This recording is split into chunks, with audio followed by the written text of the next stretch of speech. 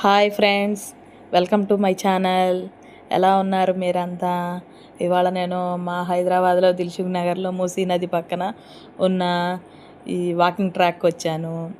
అదిగో ఫ్రెండ్స్, బాగా కాగితం పూలు బాగా కనిపించాయి. వీటిని ఇంగ్లీష్లో ఏదో అంటున్నారు, నేను మర్చిపోయినాను ఫ్రెండ్స్. అసలు నేను వీడియో తీయకుండా ఉండలేకపోయినాను ఫ్రెండ్స్. ఆ కలర్స్ చూసి చాలా అందంగా ఉన్నాయి. వాకింగ్ ట్రాక్ దగ్గర ఇది వరకు బాగా మనుషులు పనివాళ్ళు పనిచేస్తూ ఉండేవాళ్ళు. ఇప్పుడు ఏమైనారో తెలియలేదు. మొత్తం చెత్త అంతా కుప్పలు కుప్పలుగా పడుంది. ఎండాకాలం అవ్వడం వల్ల ఆకులన్నీ రాలిపడి ఉన్నాయి. అయినా సరే నేను వీడియో తీసుకున్నాను. అసలు ఎన్నెన్ని కలర్సో orange, pink, white, lavender colour, చాలా కలర్స్ ఉన్నాయి ఫ్రెండ్స్. చాలా బాగుంది. కాకపోతే పనివాళ్ళు కూడా అటు సైడ్ పని చేస్తున్నట్టున్నారు. ఇటు సైడ్ రావడానికి ఇంకొక కొంచెం 2-3 రోజులు పడుతుంది. చాలా బాగుంది ఫ్రెండ్స్. మీరు చూస్తున్నారు కదా, అదిగోండి వైట్ ఎంత బాగా వచ్చిందో. అదిగోండి ఫ్రెండ్స్, బాగా చెట్లు పెరిగిపోయి అటుపక్క దారి ఉందా లేదా అన్నట్టుగా అనిపించింది. అందుకే ఒకసారి మీకు ట్రాక్ తీసి పెడుతున్నాను.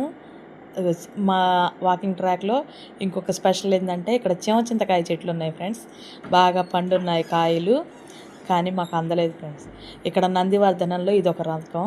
అక్కడ దూరంగా అపార్ట్మెంట్స్ కూడా బాగా కడుతున్నారు. అక్కడ మూసీ నది పారుతూ ఉంది. మీకు ఒకసారి చూపిద్దామని వీడియో తీశాను. కొంచెం బాగానే ఉంటుంది. మాకు వరదలు వచ్చినప్పుడు ఎక్కువ అక్కడ జెండా ఎగురుతున్నది కదా ఫ్రెండ్స్, అది ఒక కర్వ్లో ఉంటుంది. నడుస్తున్న కొద్దీ స్ట్రైట్ అయిపోతుంది. ఇదంతా మా జిమ్ సెంటర్.